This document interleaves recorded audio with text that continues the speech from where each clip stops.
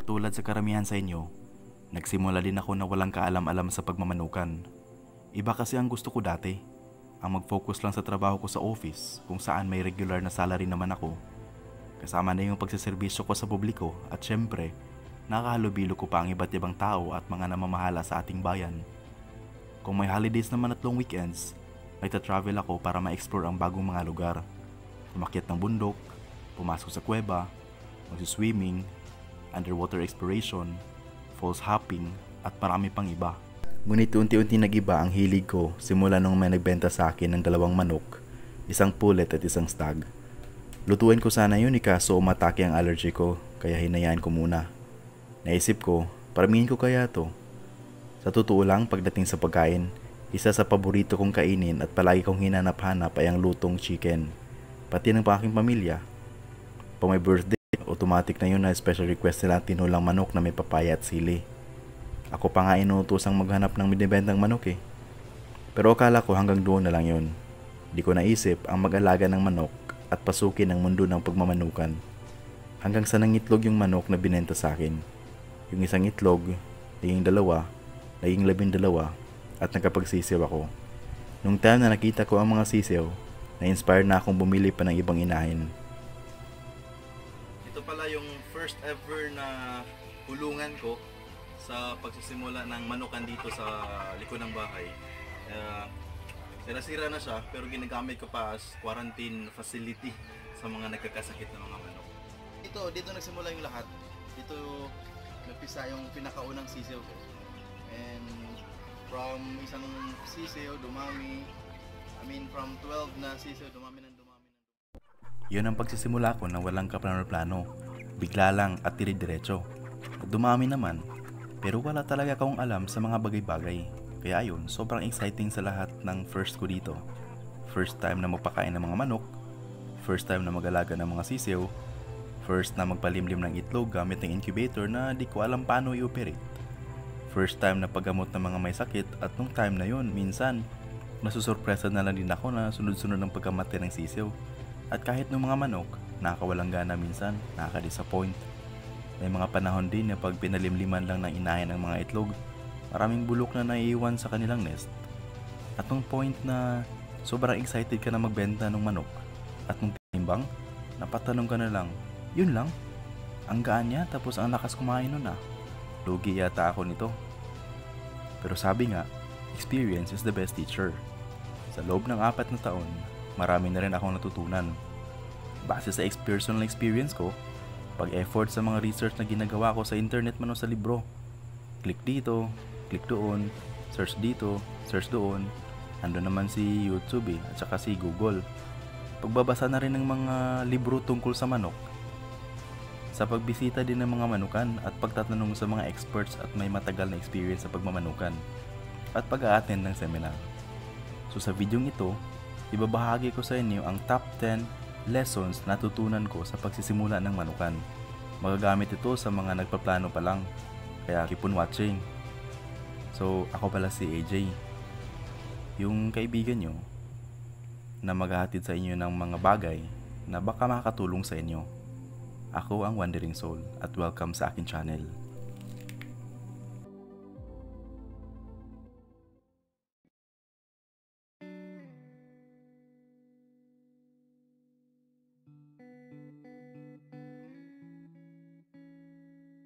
Nung nagsimula ako sa pagmamanukan, wala akong kaalam-alam sa mga breed na yan. Nalaman ko na lang nung nagtagal at sa tulong ng aking pananaliksik, nalaman ko na may mga tamang lahi pala ng manok sa bawat produkto na gusto nating paramihin o i-produce. Kung tayo ay naglalayong magparami ng itlog para ibenta, ay nararapat sa atin ay mga layer type na manok tulad ng white leghorn. Ito ang uso sa mga nakikita nating layer farm na nakakulong ang manok at araw-araw nangingitlog ng puti. Kung tayo naman ay naglalayong mag-produce ng karne ng manok para ibenta, ang dapat naman nating kunin ay mga meat or broiler type na lahi ng manok upang ito ay umayon sa ating mga plano. Andyan na ang Cornish Cross at Orpington na masarap ang lasa at mabibigat na manok. Ngunit sa ngayon, marami na rin ang nahihilig sa mga tinatawag na dual purpose na mga breeds. Ibig sabihin, pwede sila maging layer at broiler at the same time. Andyan yung Sussex, Rhode Island Red, Australorp, Plymouth Rock at marami pang iba. Kung gusto naman natin ay yung mga manok na nakasanayan natin na ang lasang Pinoy na masarap lagyan ng papaya at sili at syempre madaling alagaan, katutubong manok o native chicken ay piliin natin. Madaling alagaan, pwede sa backyard, pwede sa likod ng bahay. So huwag kalimutan ang lesson number 1 natin.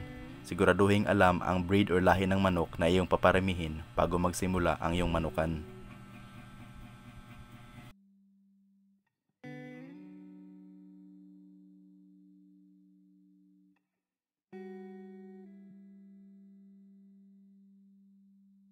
Oo, materialis ang tawag sa magiging parent stock natin at gagamitin sa pagsisimula ng manukan.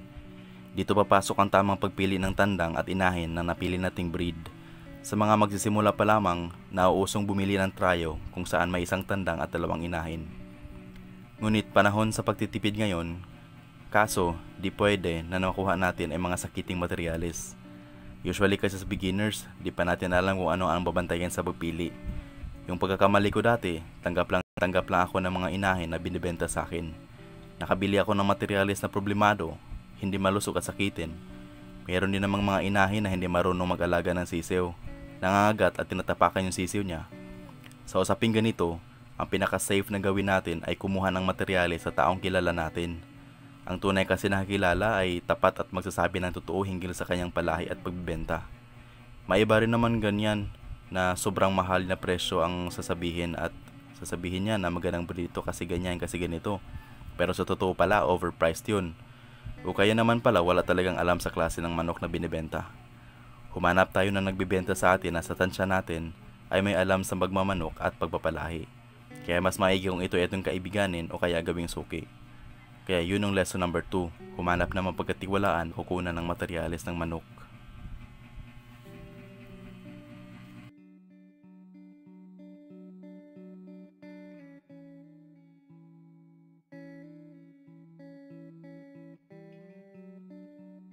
Dati, wala akong ideya kung may epekto ba pag may mga katabi na manukan.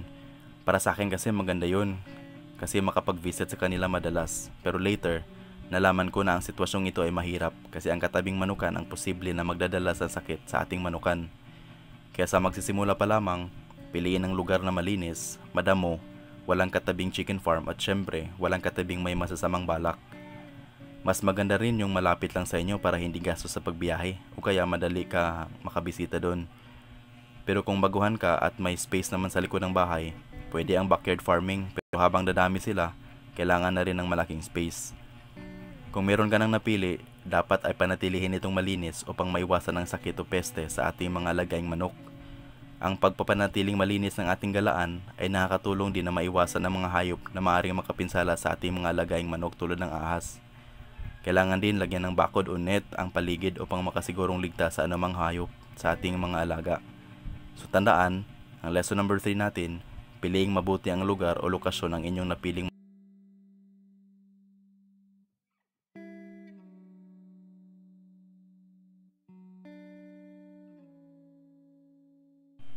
Oo, mahirap ang magka-chicken farm kung tayo ay nasa malayo.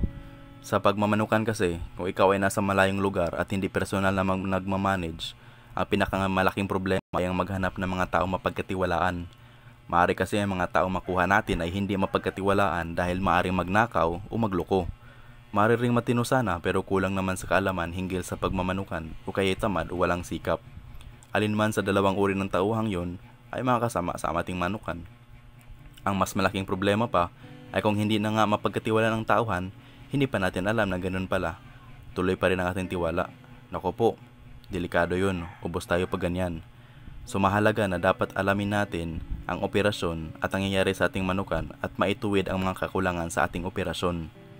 Isa na doon ay kailangan nating mag-aral ng kaunti sa mga detalye ng operations, especially pag hindi tayo personal na nagmamanage.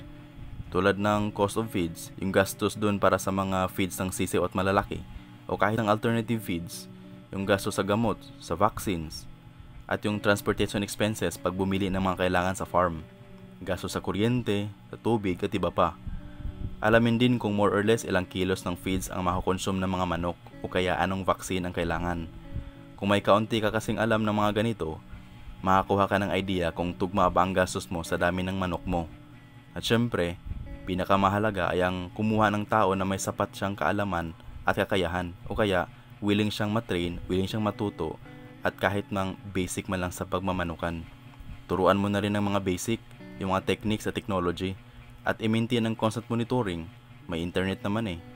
Tandaan mo, inefficient operation ay losing proposition. So importante ito sa pagmamanukan. Kaya ang lesson number 4, maghanap ng mapagkatiwalaan na tauhan sa manukan.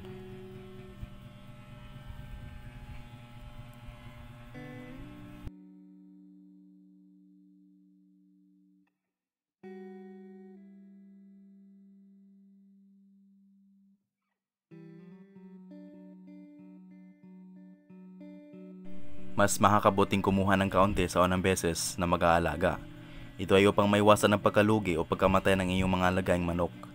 Mas madali kasi yung makontrol ang isang maliit na lupon habang tayo ay nag-aaral pa lamang at habang hindi pa tayo pamilyar sa ganitong teknolohiya. Dapat pagkaunti-kaunti, huwag biglaan. Ito ang tinatawag ko na experimental learning kasi dito mo makikita yung passion mo at kung gusto mo ba talagang pagmamanukan. Pero sasabihin ko sa'yo, based on my experience, nakaka-addict din ng pagmanok. Ito kasi nakakawala ng pagod, nakaka-inspire din pag nakikita mo ang mga sisiw na lumalaki. Kahit nga sa isang buong araw, okay lang sa akin doon sa manok ang tumatambay. Kung tayo naman ay naging familiar na o bihasa na sa ganitong pamamaraan ng pag-aalaga, maaari na nating dagdagan ng ating mga alagaing manok. Yun naman talaga ang isa sa principles kung magsimula kang magnegosyo, di ba? Mas mahirap kasi yung magsimula ka ng malaki tapos bigla kang nawala ng interes o napabayaan. So, sayang yung investment. Kaya, for the 5th lesson natin, mag-umpisa sa maliit o kaunti lamang.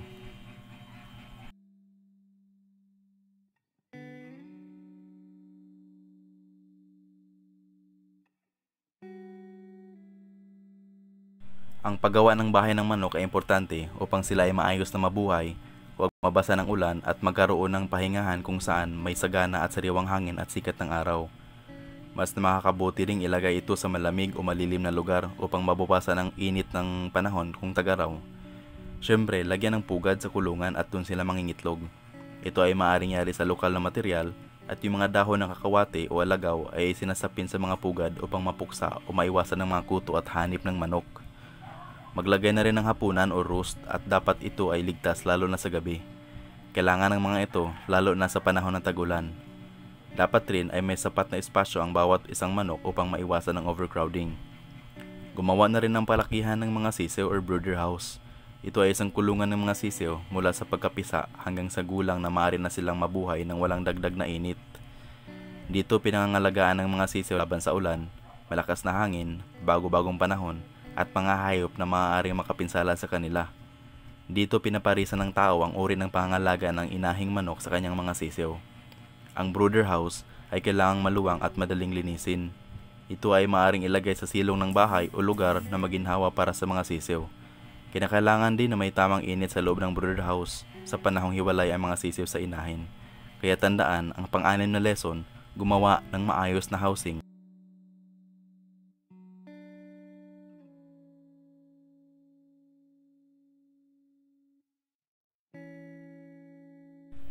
Para handa na mag-umpisa sa manukan, pumili na ng mga kailangan na gamit. Isa na dito ang patukaan. Maglagay ng patukaan sa loob o harap ng kulungan ayon sa uri ng pabahay. May binibenta din naman na nakaredy na. Maaari rin gumawa ng patukaan mo na yari sa tabla, yero o kawayan na biyak pahaba. Dapat ang patukaan ay husto sa sukat upang hindi matapon ang mga anumang pagkain na ilalagay. Kailangan din ng painuman. Maglagay ng sapat na dami ng painuman sa kulungan. Tiyaking hindi ito nakasayad o nakalapag sa lupa at panatilihin nitong malinis. Bumili na rin ng ilaw kasama ang mga electrical wires at switch para sa manukan, lalo na doon sa brooding pen para sa mga sisiw. Maglagay ng ilaw sa kulungan upang mapanatili ang angkop na temperatura para sa bawat sisiw. Ikabit ito ng may 25 cm ang taas mula sa sahig ng kulungan. Ang iba pang kailangan ay pugad para sa mangingitlog na manok, yung incubator. Mas mura pag manual pero pag may budget naman dun ka sa automatic. Bumili na rin ng egg trays para sa lagayan ng itlog pag naglipat galing pugad papuntang incubator o kaya lagayan ng itlog pag nag-harvest para ibenta. Ang iba pang pwedeng paghandaan ay mga spray at iba pang gamit sa paglilinis. Kahon na lagayan ng mga sisiw sa paglilipat galing incubator papuntang brooding pen. Kaya sa mga nagpaplanong magmamanukan, Yun ang kailangan natin na bilhin at kailangan.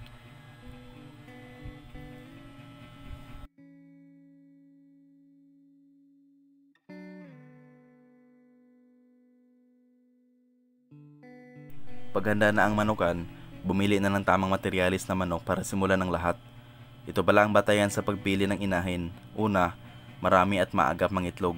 Pangalawa, may mga katangian na malaki, mapula at madulas na palong, mamuti-muti ang paligid ng mata at tuka, malambot at makinis ang lambi, malaki at mamasa-masa ang puwit, malambot at malayo ang agwat ng sipit-sipitan, malusog, maliksi at magandang pangangatawan, malapad ang likod, malalim at mahabang katawan, katamtamang lahaba ng liig at binti, malaking butsi, tuwid at mahabang tuka, malambot na tiyan, malabulak na balahibo nito. Pangatlo, ang inahin dapat ay unang lumalabas ng bahay manok at huling humahapon. Pang-apat, ito ay pudpod ang mga kuko na nagpapakitang ito ay aktibo at maliksi. At pang-lima, matagal ding dapat magpalit ng balahibo. Ang pagpili naman ng magandang tandang ay dapat malusog, maliksi at anak ng inahin at tandang na malusog at may mataas na produksyon. Aktibo, maganda ang pangangatawan at nagtataglay ng mga katangiang likas sa lahi nito. Yun ang lesson number 8. Bumili ng mga tamang materyales na manok.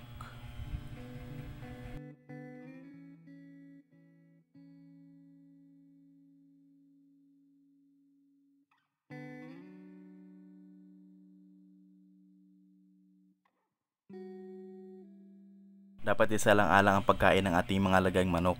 Siguraduhin na ang ating ibinibigay na feeds ay malinis at bago. Ang lumang feeds kasi ay maaaring magtataglay ng amag o molds na makakasama sa kanila. Dapat mabigyan ng mahusay na pagkain ng mga manok para makuha nila ang tamang protina, carbohydrates, vitamina at mineral. Maaari din nating bigyan ng mga suplemento tulad ng mais, asula, maririago at gulay. Maaari rin magbigay tayo ng fermented plant juice at fermented fruit juice sa ating mga lagaing manok.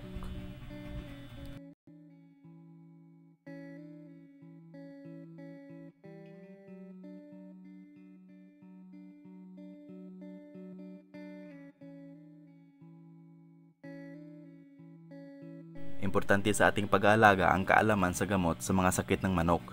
Kaya kailangan nating pag-aralan ang iba't ibang mga sakit ng manok at paraan para ito ay gamutin. Malalaman din naman natin pag obserbahan natin sila, nakikita natin sila na nangihina o kaya iba ang kulay ng kanilang ipot. Yun ang nagbibigay clue na may sakit ang ating mga manok. Tulad ng tao, ang common na sakit ng manok ay patungkol sa kanilang respiratory system tulad ng sipon. Ang paraan naman ng paggamot ay pwede na tablets, pwede rin na powder na tinutunaw sa tubig o kaya injectables. Ngunit dapat nating malaman kung ang sakit ay dahil sa bacteria o kaya virus para tama ang gamot na ibinibigay natin sa kanila. Siyempre, kailangan din natin ng pagbabakuna. Kahit pa na walang sakit sa lugar natin, kailangan pa rin nating paghandaan ng mga mangyayari.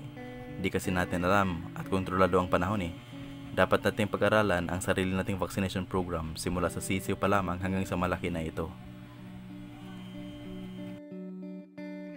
Yun ang lesson number 10. Dapat alam natin yung mga gamot ng kanilang mga sakit at ang ating vaccination program.